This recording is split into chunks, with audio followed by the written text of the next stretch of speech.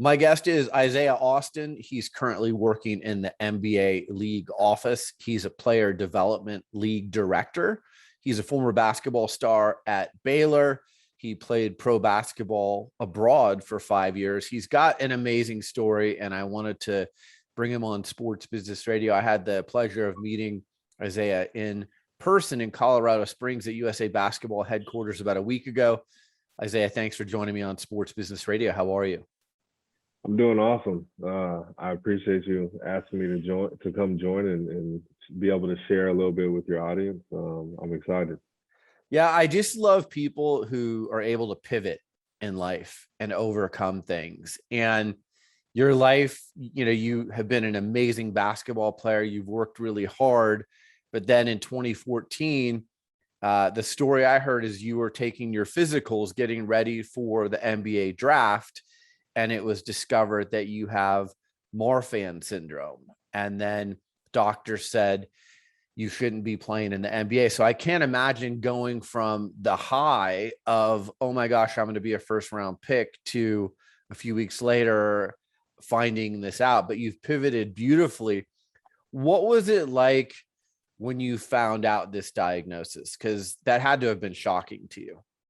Yeah, I mean, when I found out, it was obviously devastating, just because of the fact that you go your whole life playing basketball and you're healthy, you have no hiccups in the road health wise, that they're describing, like shortness of breath, fainting after a workout. I've never experienced any of that in any part of my career, even growing up playing sports as a youngster. So when I got hit with the news, it was actually 5 days before the draft. It was June 21st, 2014, and it was just a moment that it will just linger with me for the rest of my life. It's like losing a loved one. You're kind of always going to grieve about it, but it's never going to actually leave you. Yeah. Adam Silver, the commissioner of the NBA, invited you to come to the draft. You took the stage. You're now working for the NBA. As I understand it, he invited you a few years ago. Hey, you have an open invitation as long as you get your college degree to come to work for the NBA. What kind of relationship have you developed with Adam Silver? A very personal one. He cares about me as a person more than anybody has cared about me as a basketball player. So just to be able to have that relationship with him and know that I can rely on him, for anything, is actually something almost like a safe haven for me. It's been a rocky road, going ups and downs, lefts and rights, but through it all, he's kept his promise, and he promised me that I would have an opportunity available for me in the league if I got my degree. So I graduated in July 2021. And then I started working with the NBA in October. That's fantastic. So, okay, player development league director, what's your job entail? A little bit of everything. When people say player development, they immediately think that we're on court with guys, and developing guys on the court. But we really specialize in trying to help players develop off the court. So I specialize in youth development. That's why you saw me at the USA basketball in Colorado Springs last weekend. But also, we try to invite players to meet them where they are and to wait for them to be able to ask us questions about how they can further their career outside of basketball when the time is right for them. Yeah, I mean, what a resource you are to these young kids, right? Like, you've been in their shoes. You were a star at Baylor University. You've excelled in every area of basketball, and for them to be able to pick your brain, I would imagine is pretty fruitful for them. Yeah, I think it's just important, for me to give back to the game because it's given me so much. I mean, throughout my whole high school career, I was, a highly touted player, and everybody was just, coming at me left and right, giving me advice. Some advice was wrong, some advice was right, but it always touches home when you're hearing from somebody who is actually in your shoes. And all the young fellas that I was speaking with this past weekend in Colorado Springs, I think it was like 60 of them that came from all over the country. I was in their shoes. I was a McDonald's All-American, a Jordan Band Classic All-American, Elite 24. By the time I graduated high school, I was the number one player in the country. So, for them to be able to hear with me, I just feel like they can connect with me on a personal level, and that they'll actually listen. It's not going in one ear and out the other. Was there a question that someone asked you last weekend that kind of stuck with you? Yeah, I think one of the kids, he actually reached out, and he just asked me, like, how did I face adversity? Like, how did I keep myself going? Because those players they were 14, 15, 16 years old. They're just starting life. So, Right. they might just now be encountering a little bit of adversity in their life that they're actually aware of, and I just, just try to tell them that I just had to keep a level head. You got to know that basketball is a privilege first and foremost, and that everything that comes with it after that, it is a gift. So I just try to remind those guys to let them know that, as they're going through this journey, there's going to be highs and lows. It's the same thing with everybody's life. I mean, I haven't met one person who hasn't gone through any type of hardship in their life.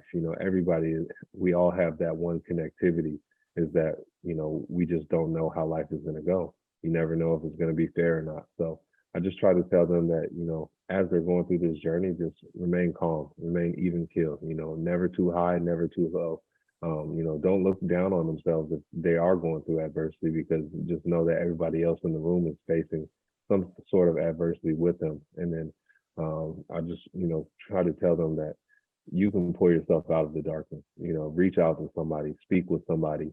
I feel like as basketball players, especially African American basketball players, minorities, we're looked at as a different, different type of being.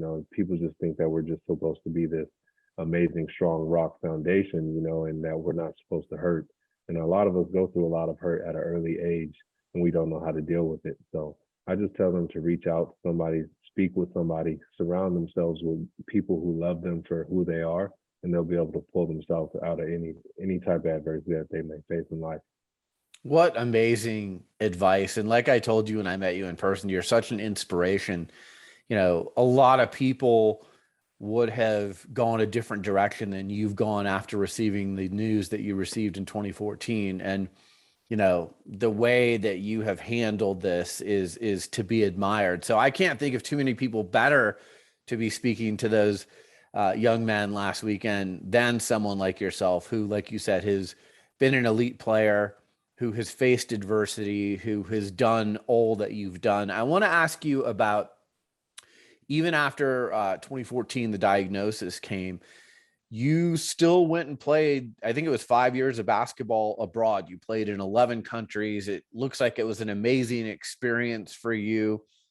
Did you ever have concern about your health? And how did you arrive at the decision to continue to play basketball, even though, the NBA had kind of said, we're not going to allow you to play? Yeah, no, I never actually had any concern about my health. One thing about being an athlete is, your body. You know that if a doctor is telling you that, you're not going to be able to do this, but you feel something else, then you're going to be able to go do it. So when they told me that I was never going to be able to play basketball again, I kind of looked at it a little bit weird, because one, I've never experienced shortness of breath. Two, I've never passed out or fainted after any extraneous workout. And I was, the type of kid to be number one in the country. I put myself, basically through hell to get to that point. Also, early in my story, I lost my vision. So I had to retrain myself to actually pour a glass of water into a cup because I have no depth perception. So I worked extremely, extremely hard at a young age, and my heart rate always went up, and I never experienced any of the symptoms that they told me that I would have. So I actually went to see my specialist, Dr. David Liang, after the diagnosis, after the draft and everything, and he monitored me for 2.5 years before he actually cleared me to play overseas again. So I didn't Wow. make my return to the game until 2017. And then, just with his specialties, with him being a cardiologist and a specialist in Marfan Syndrome, I had the utmost respect and belief that what he said was true. So I never had any concerns for my health plan. I knew that if I ever felt any type of shortness of breath, or if I did, get lightheaded or pass out or faint, that I would step away from the game, because I have a son and I knew that basketball, isn't the end all be all for me. I knew that I had more important things in my life that mean more to me than the game of basketball. So if I ever would have felt that way, I never would have stepped away from that. I never would have continued to play the game. What incredible perspective. You killed it in China. I mean, 34 points a game, I think 16 rebounds. I saw you played more recently in the Big Three, and you did really well there. You were the #1 overall pick. What was it like getting back into competitive basketball? I imagine it got the juices flowing. Yeah, it was exciting. It was fun. I mean, you grow up a competitor, you grow up competing at such a young age that it just becomes a part of you. It becomes a part of your nature. You want to get out there and play against the best talent. You want to get out there and dominate the best talent. So for me to be able to go out there and play competitively again, it was amazing. That's awesome. So is that behind you now? Is there any more competitive basketball, or you're full time? I'm working for the NBA. I know you have visions of potentially being a front office executive. Is that the path that you're on now? Yeah, so I'm actually full time with the league now. So I don't think I'll play competitively anymore. Me personally, I've gotten everything out of the game that I wanted to get out of it. Just being able to play overseas and be able to experience all I've experienced in the 5 years is like, I got what I wanted from the game. And I don't want to kind of like keep pushing it to the point that, I keep each and every year I want to play competitively, and then I can never walk away from the game. I feel like I'm in a happy place in my life right now. So I feel like it's perfect for me to walk away. All right. If I'm an NBA team owner, a coach, a GM, and I'm thinking about hiring you to work for my team, give me the reasons why I should hire you. Like, what are you bringing to the table? You've already mentioned some of it in this conversation. Again, such an inspiration, and you've walked in these players' shoes. But what would you want to do specifically, and what would you bring to the table?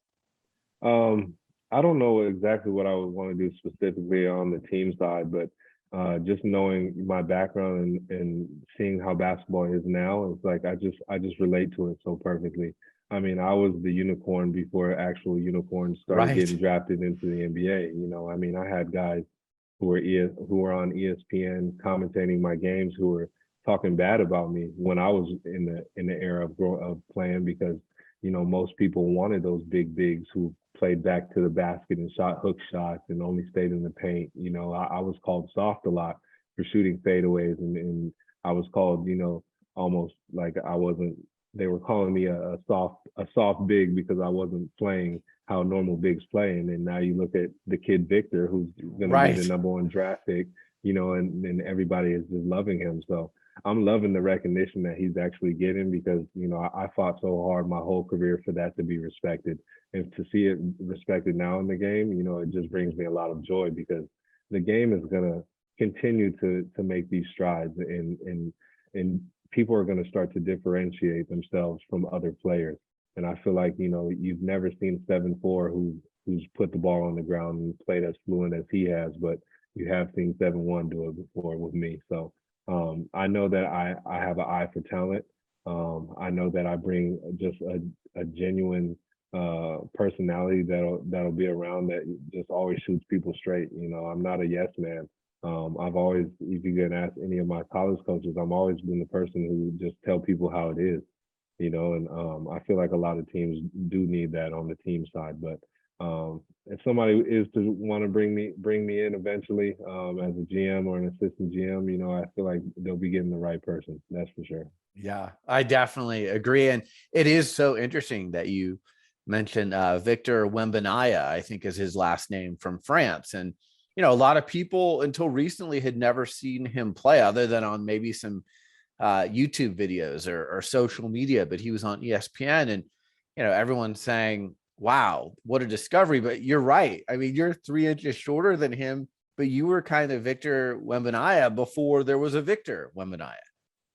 Yeah, and I owe a lot of that to Kevin Durant, because I grew up watching Kevin Durant play, And, even when he was still playing, they liked it, but he was a one of one, Right. and then when I was playing, I felt like I was a one of one. I mean, I was, number one in the country for a reason.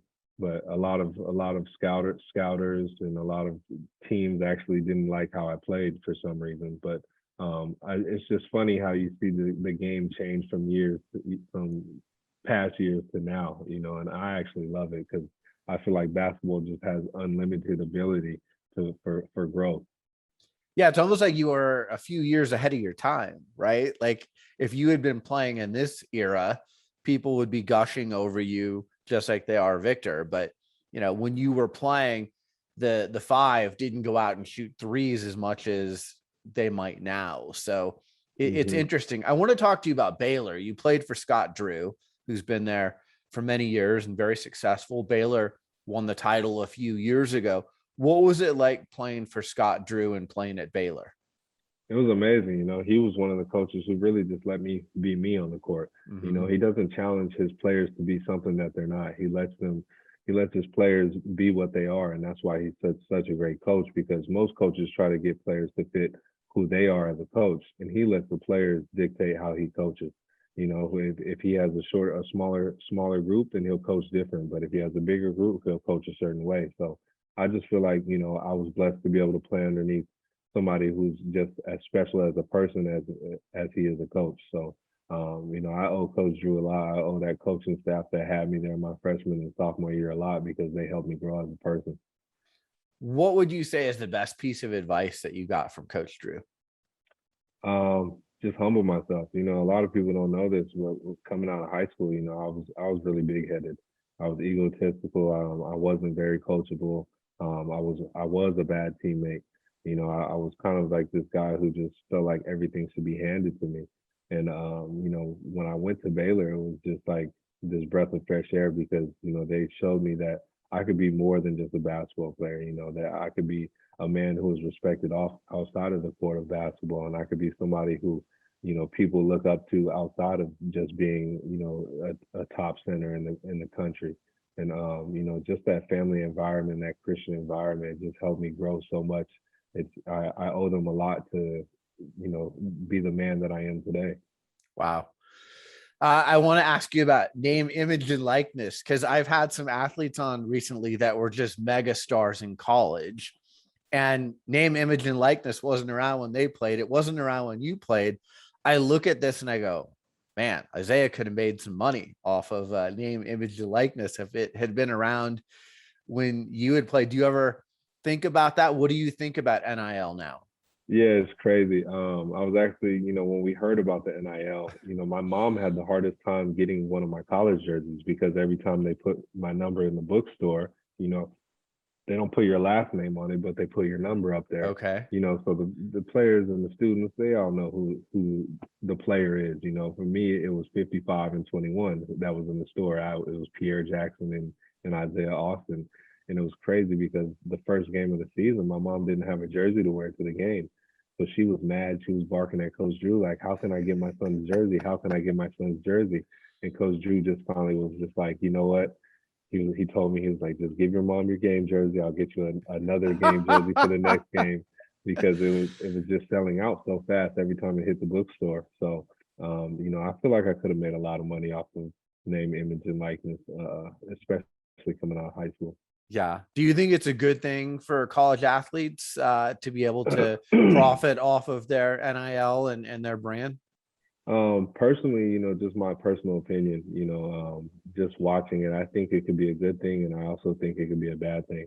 You don't want these players to think that everything is supposed to just be given to them. There still has to be some point where these guys are working up to a certain point where they're able to get everything that they want and deserve. But as far as like paying players, I feel like the NCAA should have did it a long time ago. Obviously, just for all the money that the players bring to the universities and everything. But I don't want guys to get complacent. I don't want guys to get a little bit too comfortable with the money that they're making, and then they stop trying to get better.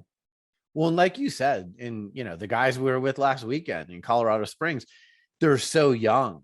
So now you start saying, hey, you got a clothing deal, or, you got a big social media following, so we're going to pay you for your NIL. I look back to like when I was 14, 15, 16, if someone was doing that for me, I might have gotten a big head. Yeah, I mean, and it's at some universities, the players might be bringing in more money than some of the coaches, so it gets down to those things, like, just that respect factor. But I actually love that the players are able to get paid for their talents, because you've made it this far. I feel like you should be able to take care of your family if you need to. Okay, my research tells me you're not Sorry, on excuse me. social media. Are you on social media anywhere? Just on Instagram. Oh, you're on Instagram. Okay. Yes. All right. What do you think of social media? I mean, obviously, when you saw me speak last week, we talked a lot about the pros and cons of social media. This is really, I'm not going to say a newer thing, but 20 years ago, players weren't worried about what people were saying to them on social media. They weren't checking constantly. What do you think about social media? I think it's a good thing. I like the exposure that it gives the kids, but Mm-hmm. also at the same time, it opens up the kids to, you know, crowds of people that they might not have to interact with, that they shouldn't have to interact with at such a young age. I mean, you have grown men behind the screens talking bad about these young 14, 15, 16-year-old kids, and it's like, these kids see these comments, and of course they're young, so they're going to want to bark back, and it might end up putting them in a bad position at the end of the day if they say something wrong, or if things get taken a little bit too far. But I love that the exposure that it brings them, though, because I Yeah. just feel like basketball is just such an exciting sport that, like, everybody in the world is almost a basketball fan. So like the exposure that it brings is great, but there are cons to it as well. Yeah. Did you have any of the parents ask you questions? I mean, obviously, you saw I got some questions during my sessions from the parents who are trying to keep tabs on their kids on social media. Just over the course of the couple of days, I thought it was great that parents were there. Did you have any parents ask you questions or ask you for advice? Yeah, I had a few parents that actually asked for my parents' contact Oh, information. Because it's kind of like what I said. They want to speak with somebody who's been in their shoes. Who has mm, walked in their shoes. And my mom and dad, they helped me with my recruiting process, even though I did commit early in the 10th grade. And I feel like a lot of these parents are going through that with their kids, and they just want to get the best advice they can have to be able to help their kid be as successful as possible. well, I'll tell you what, your parents raised a fine young man in you, and I'm sure they could be really resourceful for these other parents who, like you said, are going through the same thing. So we'll end on this. Speaking of being a parent, your dad to a 5-year-old, how has that changed your perspective on life? Because I know, I'm a dad, and it certainly changed my perspective on life. I mean, that's my number one job in the world. Is to make sure that I show him the right way. I show him the right path to grow up and be a respectful young gentleman. My son just brings so much light and shining and happy aura to everybody who he meets, and I just want him to continue that all the way throughout his life. That's fantastic. Well, I hope that you guys have a great holiday season. I know the pumpkin patch is always fun for the young ones. Is he gonna dress up for Halloween? Are you guys gonna be going door to door and doing some trick or treating? Yeah, we are this year. He's gonna be Raphael, so I think I'm gonna dress up as a Ninja Turtle as well with him.